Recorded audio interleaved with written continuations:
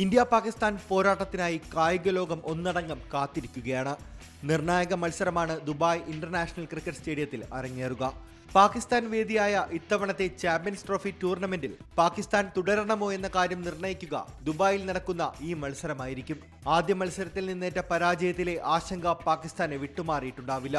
എതിരാളികൾ ഇന്ത്യ കൂടിയാകുമ്പോൾ സമ്മർദ്ദം വേറെയും. അതേസമയം ആദ്യ മത്സരത്തിൽ ബംഗ്ലാദേശിനെ 6 വിക്കറ്റിന് തകർത്തതിന്റെ പൂർണ്ണ ആത്മവിശ്വാസവും ഏകദിന ടീമെന്ന നിലയിൽ മികച്ച പ്രകടനവും ഫോമും ഇന്ത്യക്കുണ്ട്.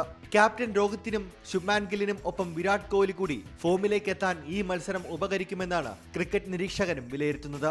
ന്യൂസിലാൻഡിനെതിരെ റൺ ചേസിംഗിൽ പരാജയപ്പെട്ട ബാബർ അസമും സംഘവും ഷമിക്കും കൂട്ടർക്കും മുന്നിൽ പിടിച്ചു നിൽക്കാൻ സാധിക്കുമോ എന്നതാണ് ആരാധകർ ഉറ്റുനോക്കുന്നത്. ദുബായിലെ സാഹചര്യം മനസ്സിലാക്കി പ്രത്യേക പരിശീലനത്തിന്റെ അവസാന ഘട്ടത്തിലാണ് പാകിസ്ഥാൻ. പതിവ് പോലെ ഇന്ത്യ പാകിസ്ഥാൻ മത്സരം ആഘോഷിക്കപ്പെടുമ്പോൾ ഏകപക്ഷീയമായ ജയത്തോടെ സെമിയിലേക്ക് മുന്നേറാനുള്ള തയ്യാറെടുപ്പിലും കണക്കുകൂട്ടലിലുമാണ് രോഹിത് ശർമ്മയും കൂട്ടരും. Sports desk C Malayalam news.